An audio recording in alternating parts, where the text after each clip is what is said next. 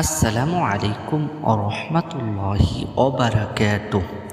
সব নামাজের পরে মোনাজাতের সময় আপনারা কিভাবে মোনাজাত করবেন, মোনাজাতের শুরুতে এবং শেষে কোন দোয়া পড়তে হয়, মোনাজাতের সময় কোন দোয়া পড়তে হয়।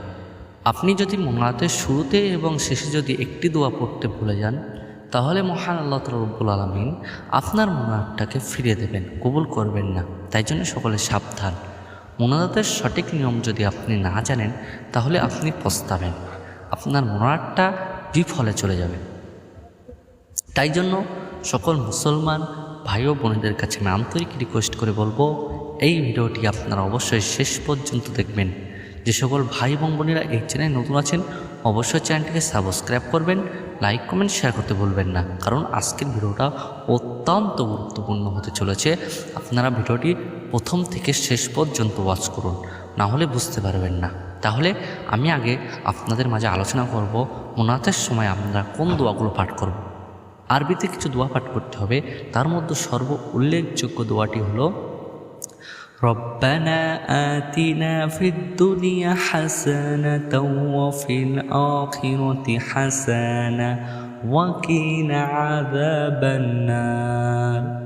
এই রব্বানা আতিনা ফিদ দুনিয়া হাসানা ওয়া ফিল আখিরাতি হাসানা ওয়া কিনা আযাবান নার, এই দোয়াটি সর্ব উত্তম দোয়া। তাই জন্য আপনারা অবশ্যই এই দোয়াটি পাঠ করবেন। দ্বিতীয় নম্বর যে দোয়াটি পাঠ করবেন, সেই দোয়াটি হলো আস্তাগফিরুল্লাহাল্লাযী লা ইলাহা ইল্লা হুয়াল হাইয়ুল কাইয়্যুম ওয়া আতুবু ইলাইহি। এই যে দোয়াটি পাঠ করলাম, এটা সর্ব উত্তম দোয়া। তাই জন্য আপনারা অবশ্যই পাঠ করবেন।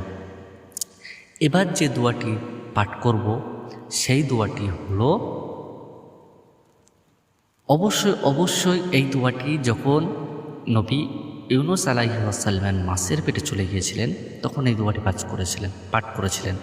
সেই দোয়াটি হলো লা ইলাহা ইল্লা আনতা সুবহানাকা ইন্নী কুনতু মিনাজ জালিমিন। এই যে দোয়াটি পাঠ করলাম, এটা নবী ইউনুস আলাইহিস সালাম পাঠ করেছিলেন যখন মাছের পেটে চলে গিয়েছিলেন, তখন তিনি পাঠ করেছিলেন। অবশ্যই আপনারা পাঠ করবেন। এবারে আপনি বাংলায় দোয়া করবেন এবং আপনি দোয়ার প্রথমে এবং শেষে একটি দোয়া পাঠ করবেন। সেই দোয়াটি হলো দরুদ শরীফ সাল্লাল্লাহু আলাইহি ওয়াসাল্লাম। মোনাজাতের শুরুতে এবং শেষে অবশ্যই আপনারা এই দোয়াটি পাঠ করবেন, তাহলে আপনার দোয়াটা আল্লাহ পাক রব্বুল আলামিন কবুল করবেন। আর মোনাজাতের সময় আপনারা কেউ তাড়াহুড়ো করে মোনাজাত করবেন না। যে ব্যক্তি তাড়াহুড়ো করে মোনাজাত করে, আল্লাহ পাক রব্বুল আলামিন সেই ব্যক্তির মোনাজাত কবুল করেন না। তাই জন্য আজ থেকে কেউ তাড়াহুড়ো করে মোনাজাত করবেন না, ধৈর্য সহকারে বিশ্বাসের সাথে মোনাজাত করুন, ইনশাআল্লাহ আপনার দোয়া কবুল করবেন। ভিডিওটি এখানে শেষ করছি। আসসালামু আলাইকুম।